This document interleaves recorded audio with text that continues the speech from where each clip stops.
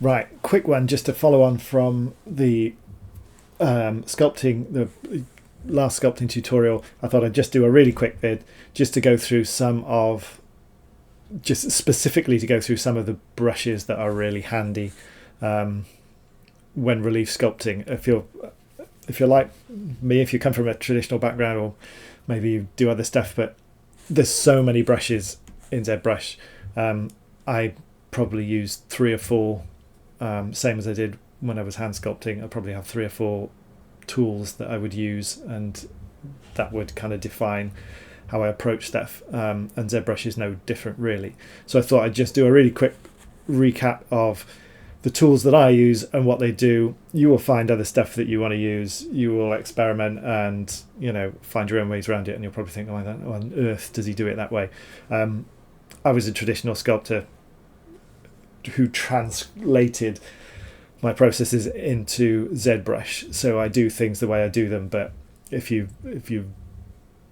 to make sense of all of these brushes, I'll give you a viewpoint of the stuff that I use, and you can decide whether they work for you.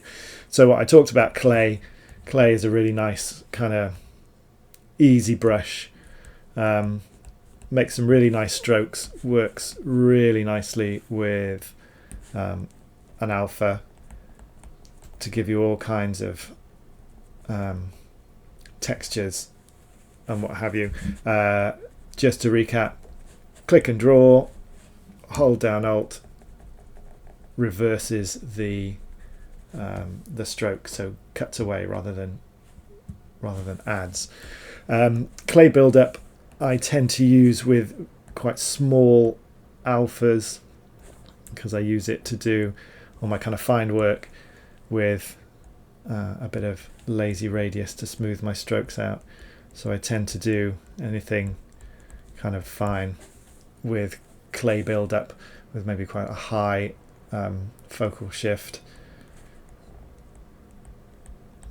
and always at a high subdivision resolution, just to get those really tiny details in, things like eyelids and eyebrows and that sort of stuff.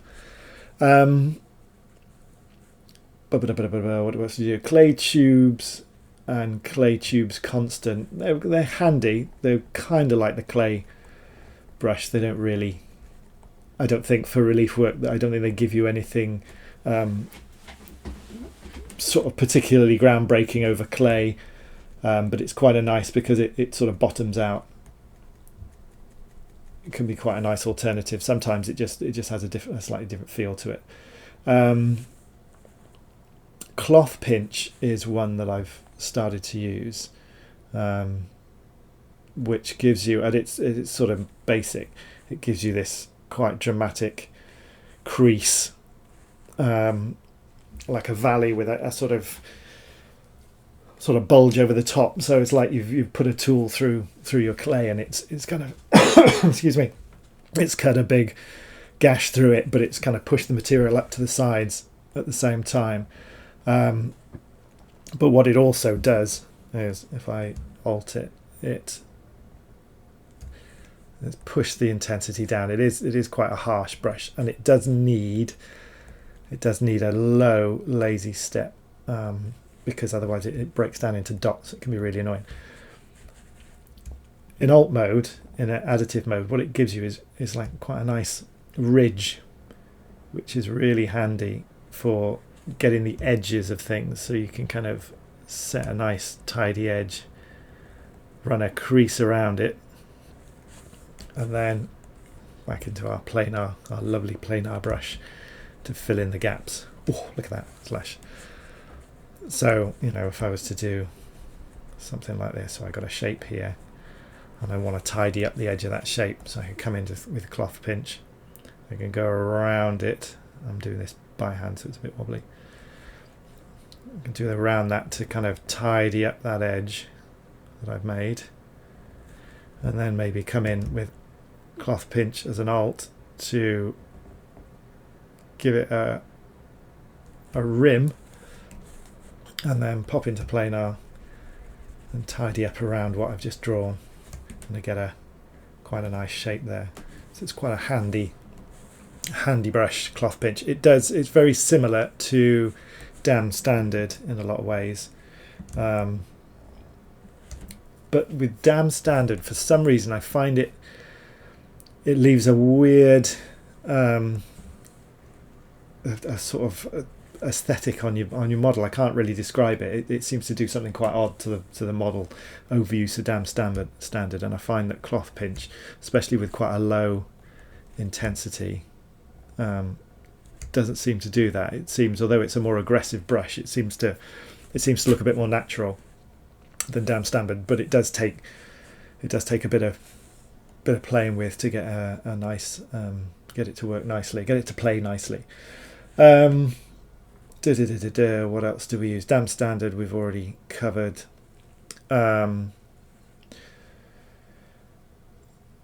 Flatten I don't tend to use. I use H polish instead of flatten. Flatten will flatten a model based on where you start your stroke, but I find it a little bit uncontrollable. It tends to be a bit aggressive. I'd rather come in with H polish and just kind of flatten things out and then work them up afterwards. One of the other ones I do, Magnify, I use quite a lot. Magnify is quite handy because let's get an example. Right, so say I'm doing some hair or something similar, and I want it to follow, say I've got like an animal's hind leg sort of thing, for example, and you want the hair to sort of follow a contour, or you want to get some sort of three-dimensionality into it, because sometimes a hairy texture can deaden a model. And you can use Magnify, and what it does is you can see it kind of expands whatever's in the center of the stroke is magnified, so everything else gets kind of pushed towards the edge. So what you get is you can kind of see how it hasn't just lifted. I mean, it's given me relief on the model, it's given me a sort of bulk, but it's also pushed the stroke outwards, so we begin to get more of an idea of, that's almost starting to look like it's a cylinder, with the vertical ridges that are kind of disappearing. Right, so if you have something like a dog's leg, let's make a dog's leg. So say you have something like, it's a good dog's leg, isn't it? There we go, like a dog leg. And we put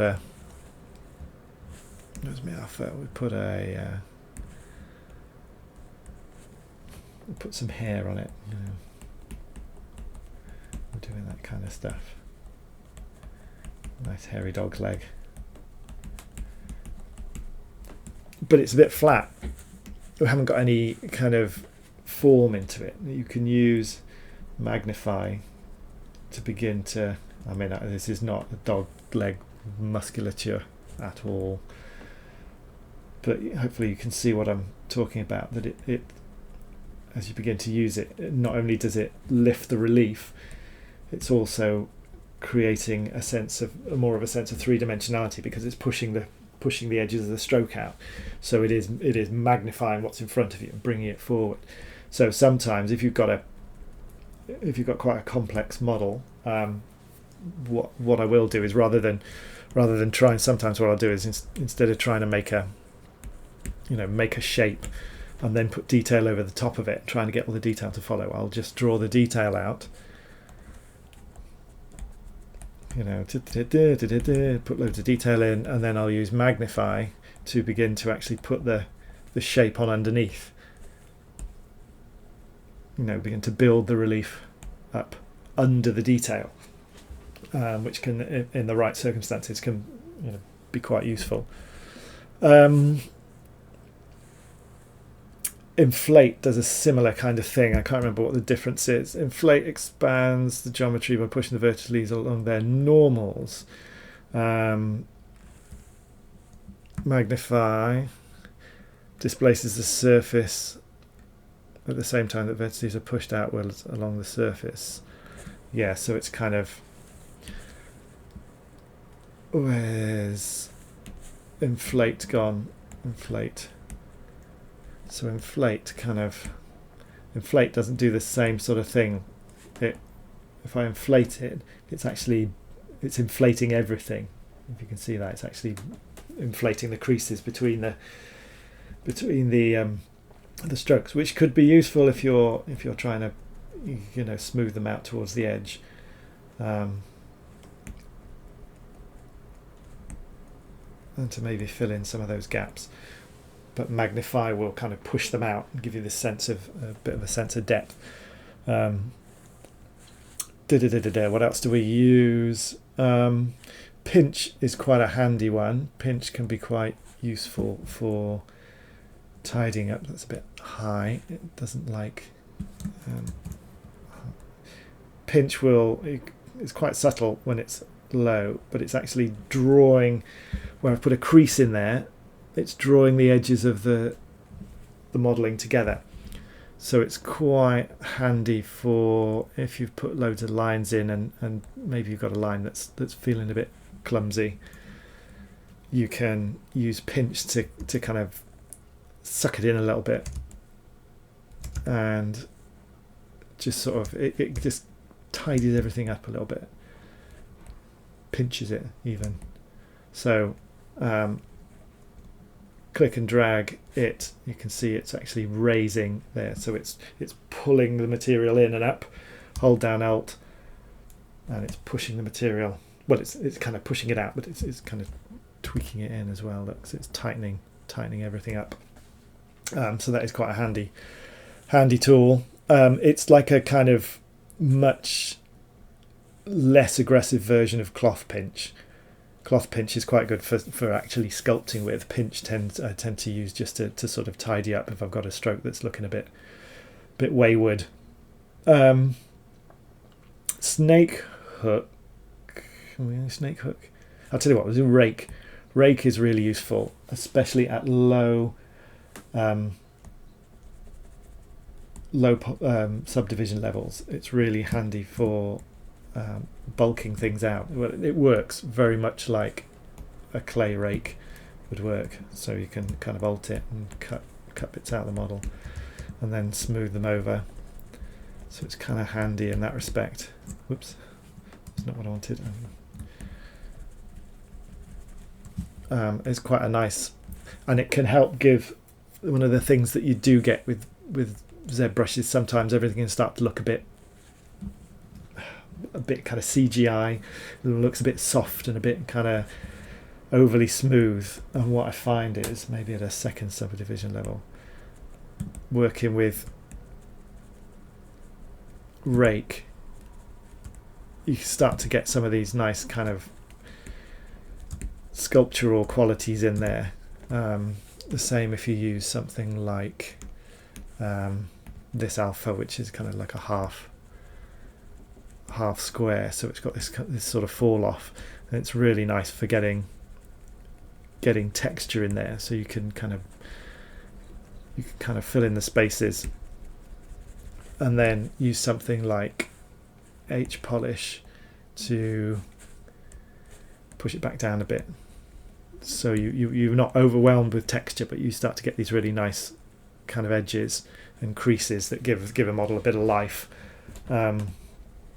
which is really important. Otherwise it can all start to look a bit smooth, a bit polished, which isn't always lovely. Move does what it says on the tin, move stuff around. Be wary of move, or treat it judiciously, because it does screw up your topology a bit, because of course it drags all the topology around with it, which can be really annoying. Hang on, what have we got here? We've got a bit of a crash there, but it's handy if you want to, particularly with quite a high focal shift and maybe a low intensity, you can use it to nudge stuff into place, which you can't do on a plaster or plaster model. You have to kind of carve it backwards and forwards, but with move you can sort of tweak stuff. Don't like that curve, that eyeball in the wrong place, you can kind of tweak it around. There's another version of which is move topological, which is a little bit more. It doesn't. If your computer's not super fast, it might cause you a bit of problems. But what it does is it moves based on the topology it senses under your brush. So whereas move, let's set that to 50. So we've got the same size brush. Move, you can see it's moving everything under the brush there. If I go to move topological, it will only move. It'll ignore. You see, it's kind of ignoring this bit here because it senses that the topology is different. It doesn't work quite as it should on a single layer of sculpture. I mean, we're talking about, you know, if you've got a model made up of lots and lots of bits, you don't want move to be moving some bits and not other bits, and you know, so move topological is quite handy because you can move a finger without affecting a bunch of other fingers, which doesn't really work on a relief because everything's part of the same, everything's kind of linked, but it can be handy. Move elastic is it's like move, but you rather than moving in a stroke, so move elastic is more sort of, you can kind of bring it back a bit. It's a bit more aggressive. Oh, I've got that. A really sort of aggressive version of that is snake hook, and snake hook has just reminded me of something useful which is called sculptress.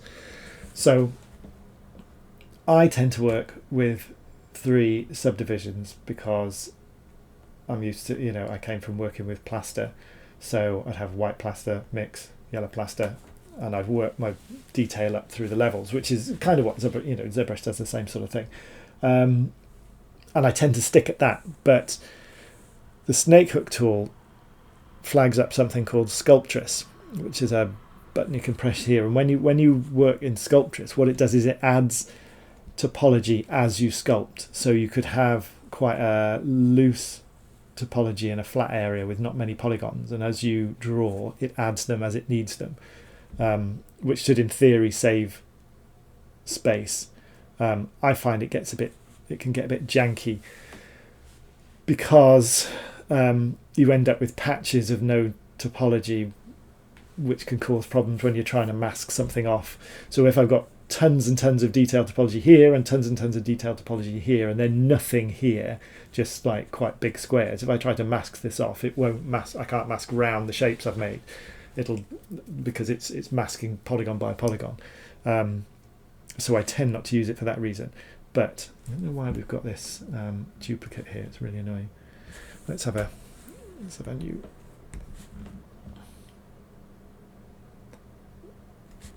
The snake hook.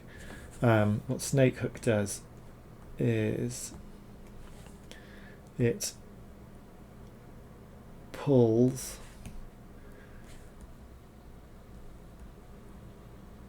it's like a really aggressive move. It's mainly for 3D stuff, but it can be really handy for doing things like let's turn that down a bit. If you want to do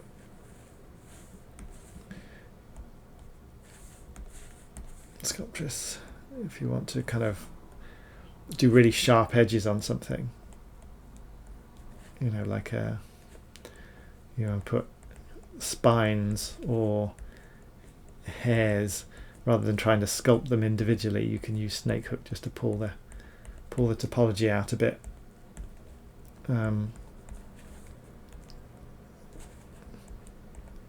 You know, it can be quite handy in that sense, but you have to be quite careful that it doesn't create undercuts, because it's a full 3D tool, so it has a tendency to do some unpleasant stuff. And you know what? That is probably the limit of the tools that I use. And I use maybe only layer might be the last one. Layer adds a layer because it's called layer, over the top of whatever you're doing. So it kind of, it's quite handy if you've got a section of model that's low, you can use layer to just sort of boost it up. And what you can also do is, let's have a look. I've got 3 layers of 3 different heights. You can then jump into planar, which is probably my favourite brush, and Alt, and kind of use it to fill in spaces and gaps if you've got a layer of a particular height, because we know that planar will copy that height wherever your brush goes. You can then use it to sort of, I tend to use planar if I want to have distinct levels on a model and I've got a background picture. I'll use layer to sort of mark in those levels. The thing with layer is that as soon as you take your brush off the screen, you're stuffed. It comes back in and it starts again. So if I'm trying to layer around something really complicated, I can't take my brush off, and that's when usually the kids come in, or the doorbell goes or something, and then I have to stop. It's stuffed, I can't do it. So what I'll tend to do is, if I have a say I've got a guy here and something here and something here, and I want them at different levels, what I'll do is I'll use layer to mark out where I want the deepest stuff to be and the lowest stuff, and then I'll use planar to fill in those, to fill that space. Because the beauty of planar is, if I stop, it doesn't matter, as long as I start from the same, click and start from the same level, it'll fill in the space. So I can go, look, yeah, I want to go around that, look, and that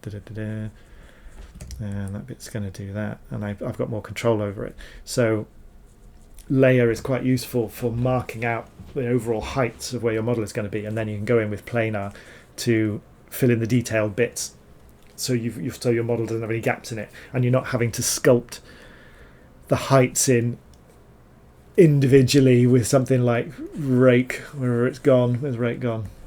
You're not having to go in and go, oh, I've got to try and fill that in, I've got to try and fill that in, and then we've got to try and draw around that. You can use layer, a combination of layer and planar brushes are quite useful for that initial blocking out that you would do, like you would do on a plaster model, where you cut down and you'd maybe just have several layers of stuff. It did remind me of something else I was going to say, and I've forgotten what it was, but we'll come back to it in the next vid.